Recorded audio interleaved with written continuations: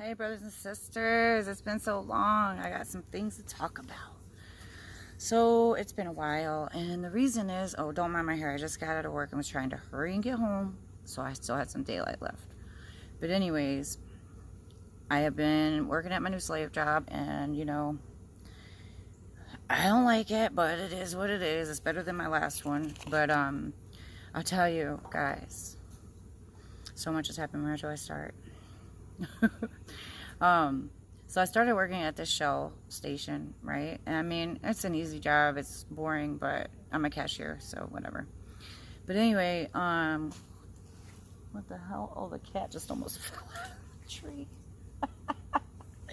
Anyway, so the hardest part, okay, guys, of my job is watching the slaved people, the masked people coming in and out all day. Holy cow, guys. But I know listen, sometimes I get so sad and I've been depressed. Like I get depressed and I'm like, I don't know how much more I can take. I really don't. But guys, I'm reaching some people too at the same time. Like really reaching people, and I tell them the law and that we have to stand up, and I've had a couple, at least, well, maybe like 2 or 3 come in and be like, don't ever wear the mask, and they say it in front of everybody, and I'm just like, yes. But guys, my manager tries to tell me to tell people they have to wear the mask, and I'm like, I'm not doing that. I'm not telling people to wear a mask. I'm not a government official who's going to try to force people or force my will upon people. I'm just not doing that. So, if you want to take my job for that, then okay, I'll find another one. You know what I mean? Like, I have to draw the line somewhere. And I haven't worn a mask, and I'm not wearing one. I claimed my exemption right from the beginning when I went in for my interview and told them I'm not wearing a mask because I have issues with it, period. I don't have to explain. I have issues with it, and I'm not doing it. And even if I really didn't have health issues, I still wouldn't wear it because this right here, this is my body. And you're not gonna tell me what I have to do and wear on my body to be safe. You're just not gonna do it. I don't take vaccines. I'm not wearing no mask. I'm not scared of fake COVID bullcrap.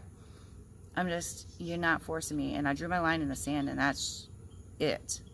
That is it. And what if that means, I have to be broke and whatever that entails, then that's what it is. And I've been trying to figure out another way to make money besides, the slave ass government jobs. I'm sorry, my mouth. But anyways, but I have hope, guys, because, I'm trying to reach as many people as I can. We are the soldiers. We're on the ground. We're on the front line, and this is my thoughts on the way home today were this. Yes, the people are easily led. Yes, they're seriously brainwashed and they're like zombies and they drive me mad, but I love them anyway because they're my family, whether they know it or not. We're all in the human race, guys, and they've been deceived. I was deceived. I'm sure most of you were deceived before you woke up. There's still hope, I feel the power in me. They can't take that from me. No matter what, until death I have it. I feel God in me, No, I'm not a God, but I feel God in me. His breath is in me. That fire is in me. And you can't take that away from me. Until my dying day, I'll keep it. And my line has been drawn. And they're talking about trying to make this mask thing a law, whatever. Listen, go ahead. And then when they do, I will probably lose my job, and we'll take it from there. Like, I will survive. I'm a survivor, always have been.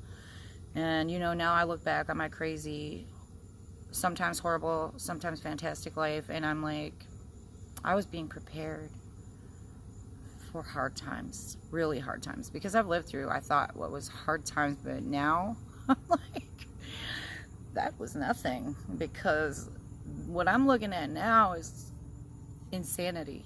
I literally was talking to my dad this morning before I went to work, and I'm like, Daddy, I feel like, and my dad's still a little brainwashed. He still watches TV, whatever. Even though I'm constantly trying to wake him up and my family. And they look at me like I'm a little mad, but you know what? I guess we all are. But I'm gonna stand. I'm gonna stand strong. And I was telling my dad this morning, I was like, Daddy, I was like, I feel like I walked into another dimension and everybody around me is completely insane. Like, even with some people, even when you tell them the truth and where to do the research and what laws to look up and, you know, what your real rights as a child of God, because, you know, that's what I am. I am a daughter of the Most High, and you will not tell me. You will not. You know what I mean? But even when I try to tell people, like, you need to stand strong, you know, they're like, oh, well, you know, I have a baby. You know, this one lady told me, she said, I got a baby and I got to worry about my baby getting sick. And I'm like, you got a baby, but let me tell you something about you having the baby. You got a mask on your face, but your baby's there without one. So how much are you really protecting the baby? Like, I don't know. People come in and they're wearing a mask, but their children aren't. And I'm like, if you really thought it was real, wouldn't the first person you put a mask on be your children? I'm blown away by it all, guys. I'm not here to spread hate, though. I'm really not. Like, I'm here to spread hope and love and grace. Because I've been down for a while. Like, I really have. I've been depressed, guys. I'm trying. I was struggling for, like, a good week. Like, really hard. Because watching it around me, oh, don't let me cry now. But watching it every day at my job and watching the people fold and here's the most disgusting part, okay? Jack, stay over here. Here's the most disgusting part. My store sells masks, right? And they sell them all day long. I mean, probably hundreds of them, guys. Probably hundreds. And now it's gotten to the point where people are like buying these little design masks and designer thing. Like, I'm just like, that makes me want to puke. All right. So I got to tell you guys about a couple of incidents that happened. I'm going to smoke. I just sat down. I'm going to, but anyway, so listen to this. So the one incident, and I know it's going to sound horrible, but sometimes, you know, we fight the war in different ways. The mosquitoes are coming out like crazy. We all fight our wars in different ways. And I happen to be a little abrasive and sarcastic. It's just my way, but I'm trying to get better. But I definitely toned down on the swearing, which is good. And, you know, want to be worthy. So I'm trying to really calm down my persona, I guess you could call it. And I'm very intense and passionate, and I hate quelling myself for people. But this one guy walked in and he's like wearing this maroon and black and white outfit or whatever, and he's looking all around, looking at all these masks because we got all kinds of them, right? And he finds one that matches the outfit, and he's all excited, and he comes up and he's like, what do you think of my mask, you know? And I got every color and every kind, and to go on, and I'm just standing there looking at him. Yeah, you can just imagine, like, I just, there's times when I cannot shut my mouth, guys. I really can't. And I was like, yeah, that slave mask goes perfectly with your clothes. And he just looked at me. He stopped and he goes, what do you mean, slave mask? And I said, well, that's what you have on, as a slave mask. And it just so happened the guy was black, which, you know, maybe he took the wrong way, but I didn't mean it in that way at all, because I would have said the same thing to a white person. But it was just like, I realized kind of like where I went with that, and I was like, it is a slave mask, and you know, you can take it how you want, you know. And the guy was really cool. Like, he did not get mad at it or nothing. He laughed. He was like, it's not a slave mask. I said, guy, it really is, though. It really is. It's all a lie, you know. And him and his friend laughed it off and they left. Okay, but hopefully I gave him something to think about, you know what I mean? So the second incident, listen to this one. This one really made me mad. Like, I was pretty pissed off when this happened. I was outside the store actually taking a smoke break, which I don't, you know, I mean, we get a few a day or whatever, you know, when we can. But I was enjoying my cigarette, and I'm standing outside. And this old man, he's probably 70 or more, he walks over to me and he's wearing a mask. And he goes, young lady, where's your mask? And I said, automatically, fire lit up in me. And I said, I don't know who the hell you think you are coming over to me, or are you the mask police? I said, listen to me. I said, I don't have to tell you anything. Do you understand me? And don't you ever come over here trying to tell me what the hell to do again. You got that? You need to mind your damn business. Got that, sir? Like that, right? So he just kind of taken aback a little bit, and he just walked away. He went in the store, right? Well, I guess he probably didn't know I worked there, because I don't have an outfit yet, because they had to get it, you know, in the mail or whatever. So I walk in the store, and he's talking crap about me to my coworker. I was like, this is golden, right?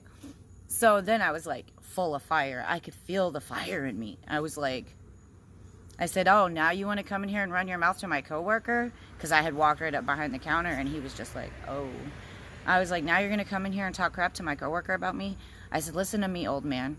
I said, you need to watch yourself and mind your business. I said, I know the law very well and understand that I'm exempt, and so are you if you want to be. If you want to protect yourself and wear a mask, that's your business. But if your mask works, what the hell do I need one for? And what are you worried about me for? I said, you better start minding your damn business and remember that there's laws that protect people like me. And this is a free country still. So you watch yourself. And he was just like, looked at me, you know, and he goes, well, I won't come back here. And I said, nobody cares if you come back here. Nobody. So you can just keep it moving, old man. And so it just happened. I mean, I probably said more than I just said, but that was the gist of it. And I was being nice because at the time I was filled full of fire, and I was like, don't you ever speak to me like that. And don't you ever think you can tell me what to do. I'm a child of God. You remember that. I don't have fear like you. You remember that. You know, like, guys, I won't put up with it. I'm not gonna, you know, you're not gonna talk to me like that. You're not gonna tell me what to do. And if you think you're gonna walk up to me and try to shame me, oh, I'm gonna throw it back tenfold. You slave, you have the gall to come up to me and tell me, a free child of God, a daughter of the Most High, what to do? You must be out of your mind. You know what I mean? But I blasted him with the facts, and I blasted him with the HIPAA law thing, and that it's not a law, it's a recommendation. And just because everybody else follows it doesn't mean I have to. So yeah, watch who you're talking to. Watch it. Because it'll come back on you. You know what I mean? But yeah, for any of you, if anybody here on my channel is watching this and you're a mask slave, you could get it too very easily. Anybody that's got something to say to me, any day, anytime. You know what I mean? And that's how I feel. I'm not asking for confrontation, but if it comes to me, I welcome it with open arms. And that's the difference between me and a lot of people. They're scared. I am not. You know, I remember the one lady, she comes in and she goes, Jack, stay over here with me. She comes in and she goes, I said, you know, that's not a law. And because I try to sneak little comments in as much as possible. If the manager's not around, my coworkers who are all wearing masks. I have videos and pictures, but guys, I'm not even going to shame them like that. Like, I'm not even going to do it. But you know, because you've seen it, right? So I tell the lady, I'm like, you know that's not a law, right? I know, but I don't want anybody to say anything. And I'm like, I look forward to it. And she just looked at me, stopped and looked at me, and I was like, right. That is the difference between me and a lot of these people. I'm not scared of confrontation. I'm not scared to get out here and fight on a mental or any other level for that fact. I mean, if it came to that, I want to be peaceful. I want to do these things right. But if somebody put their hands on me or tried some crazy stuff, I welcome it. Because listen, I got fire in me, guys. I really do. I was born like this. So anyways, that happened, right? So today I get in and I get my schedule. Sorry, my cigarette went out. Mosquitoes are tearing me up, so I gotta hurry up. Today I get in and I get my schedule, and I'm so happy because I got the next 2 days off, and guess what I'm doing tomorrow? Beach bound. As soon as I go pick up my check, because I get paid on Mondays.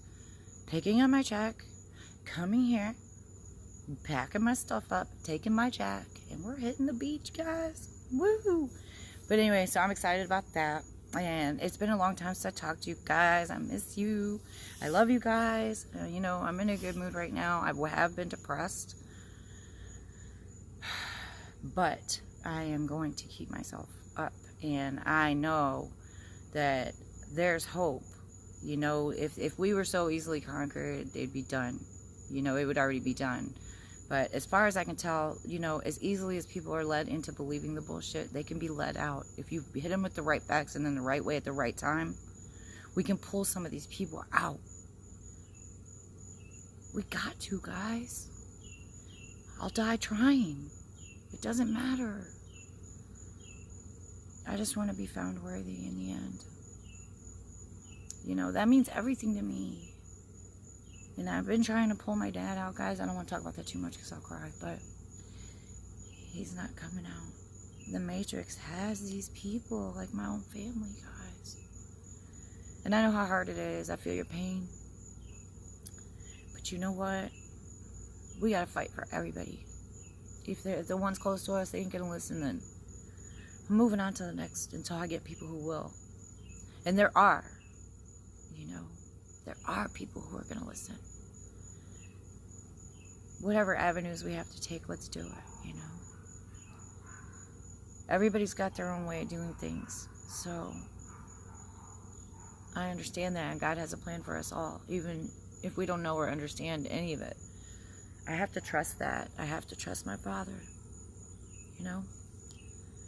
And I've been listening to a lot of scripture lately, and it helps me. It pulls me through the really hard, depressing times right now. You know, I never thought I'd be saying anything like that in my life. But it really does. And I'm happy I have you guys. And even though you're some of the only ones, I have one friend who's awake, and he doesn't live too far away, so that's great. Jack, come here. So that's great. Hi, David. How are you? But anyway, it's great. And, you know, I mean, it means a lot to have someone to talk to about things, like in person, not just online. But even though I love you guys, you're my family, just know we are out here on the front lines, and to stand strong in the Lord. Like always I say this, stand strong against this tyranny. They only win if we consent. They can't just do it. There's too many of us. They can't just take us. They can't, or they already would have. We have this war, this tribulation we call life. Let's get through it. Support each other. We have so much power. I am not hopeless. I am not helpless. I'm going to do everything in my power to reach as many people as I can. And let me tell you, my stepmom, I was telling her, I was like, yeah, I was explaining to her what I just said to you about how I try to reach as many people in the store as possible. You know what I mean? Like, I just throw in little comments, or I explain something to the side. And I've had people thank me profusely. Jack, stay over here. For it, like literally. And I feel this love for these people. Like when they thank me for it, for the information, and just I'll give them, like, look up texas.gov, go to the exemption part, read it well and understand it. You know, like if I can throw a comment in, I just do it. And I'm telling my stepmom about it the other day, and she was like, yeah, you should just not say anything. And I looked at her and I said, oh no, I'm gonna scream it to the skies until I can't anymore. I will not shut up. I will not bow down. They will never take me, not my temple, not my heart, not my mind. They can't have me. My Father already has me. And I can't be taken out of his hands. Period.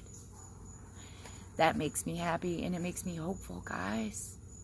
Anyway, I'm getting emotional. So, I am going to get off of here, but I wanted to just let you guys know that I was thinking about you. I love you so very much. Each and every one of you, please leave a comment and say hi to me, because it makes me super happy to see you guys and give me updates on how you are. And I'll make a video tomorrow at the beach. I love you guys.